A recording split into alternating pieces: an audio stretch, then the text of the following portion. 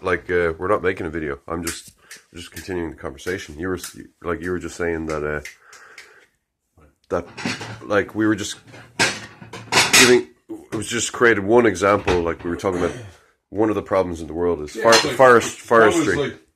Like people who have the money, right? Mm. Who have lots of money aren't spending the money on the right thing. They're just spending on their own personal interests. Yeah. You know, like, oh, I want to buy myself a golf club or whatever the fuck. Yeah. Yeah. They should be spending on something good, something to help the world. Yeah. But a lot of those things aren't very hopeful. It's just like they should create jobs. Repetitive charities. They should be creating jobs that are more long term. Involve helping the world environmentally, like sustaining the planet. Yeah. Because people in regular jobs don't want to do that unless they're going to get paid for it.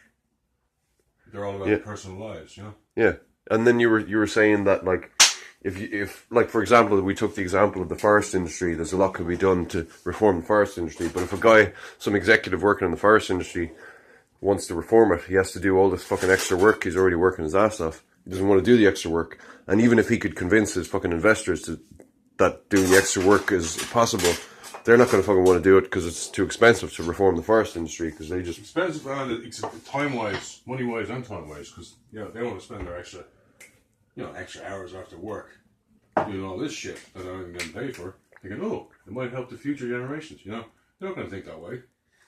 Like I said, it's about, it's about our generation too, not just future generations. We want to have our own good times here on this planet. Yeah. Yeah, you want to go home to your wife and kids. It has to be more tempting. It has to help the world and also be tempting for the people who are helping the world, So either it involves paying them or something else. Yeah.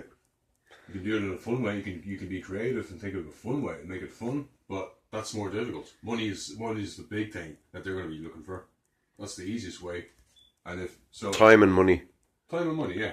Well, they'll get paid to spend their time doing it. You know what I mean? So that's extra money in their pocket. They can choose that. Yeah. It's like a little small extra job. Maybe an hour or two after work, or as long as they want, they get paid. You can pay them per hour. They can work all night if they want. Well, not me. Pretty unhealthy, but yeah. Oh, I know what you're saying. Yeah. If there's an incentive for what you're getting at. Yeah.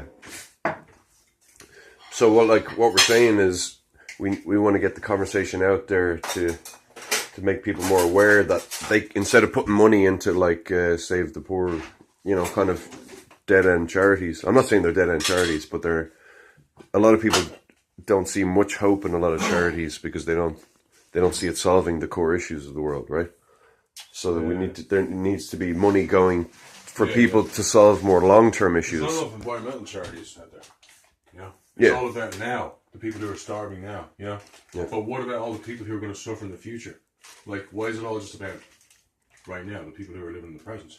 It's like, we share this connection. Is it like because they feel they share a connection with the people who exist now? Thinking about the fact that it's going to get worse and worse. Like, famine's going to increase as global warming increases, Yeah. People have to... I think even the most smartest people don't even see that. Like, they don't even realise that famine, like global warming, will be the main cause of famine. Certainly in the future, anyway. It's already the cause of it. I mean, I've seen interviews of farmers in the Middle East, for example, who are leaving their homes because it's no longer habitable there. Climate change had a big effect on Syria. Yeah, actually, it's hot and it's too hot and barren there now. Like by the end of the century, the entire Middle East will be totally uninhabitable. Totally, it'll just be it'll be too fucking hot. It'll be like living in an oven. You can't grow anything there. You can't grow anything. You need to grow things to fucking live. You have to grow the food before you can cook it. Yeah, well, you need to grow food before you can fucking eat it. Like, yeah. You can't just, maybe the Western world has some other idea. Would you grow your flowers in an oven? We have lots of supermarkets everywhere, so people can fucking pay lots of money to buy our food. That's not gonna work. Pay lots of money to buy our food. Where are they gonna get the money from? I mean, they wouldn't have any money. They can't do anything. They can't supply anything. It'd be almost like slavery, basically. It's the same fucking thing, right? Yeah. We would just be taking advantage of their poverty, And then there's lots of land grabbing going on in the world. Why would they stick around in this fucking barren land and spend an arm and a leg just to buy a fucking sandwich, when I can fucking go to, you know, some nice plush country in Europe where, you know, where they're going to give me social welfare. Potential to make a living, yeah, exactly. Yeah. Social welfare, anything, like, you know, anything's better than fucking living in an uninhabitable fucking place, you know.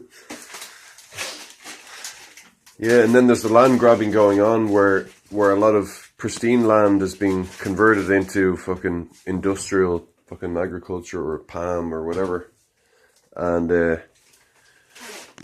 that's like individuals who are like, that's their way of finding meaning in life, because we're living in a fucking adolescent society. Simple. It's a simple adolescent connection, right? civilization. It's a simple. You got to join the dots. It's a simple connection. Global warming leads to droughts, which lead to famine. It's as simple as that. Mm. Yeah. It's not rocket science. Yeah. You just have to think about it a bit. You know? Or floods, which just also sit back and just think the other about it extreme. for a few seconds and realize, you know, oh yeah, you know, hop on, like hop the fuck on.